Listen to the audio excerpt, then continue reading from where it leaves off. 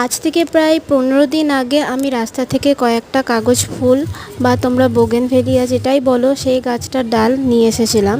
তো সেখান থেকে কয়েকটা ডাল কেটে নিয়ে আমি মাটিতে বসিয়েছিলাম। তারপর 15 দিন পর এতগুলো পাতা বেরিয়েছে, কিন্তু আমি বুঝতে পারলাম না শিকড় কেন বেরোয়নি। এরকম তোমাদের কারোর সাথে হলে অবশ্যই কমেন্টে জানিও। আর এই গাছটা কি শিকড় বেরোয়নি আর আমি পুঁতে দিলাম, গাছটা কি বাঁচবে সেটাও যদি জেনে থাকো তাহলে কমেন্টে অবশ্যই জানিও। আর যেহেতু পাতা বেরিয়েছে তাই প্লাস্টিকের ব্যাগটায় আর না রেখে আমি একটা টবে বেশিরভাগ মাটি আর বালি দিয়ে বসালাম গাছটাকে, আর একটা ঠান্ডা জায়গায় রাখলাম। তারপর আমি চলে গিয়েছিলাম আমার এক স্টুডেন্টের বাড়ি। সেখানে এই পুচকি খরগোশটা দুটো বাচ্চা দিয়েছিল খরগোশের, আর সেখানে আমি ওদের বাচ্চাগুলোকে দেখতে গিয়েছিলাম। তারপর একটু ওদের সাথে বসে চলে আসি। এবারে দিয়ে ঘুর দিয়া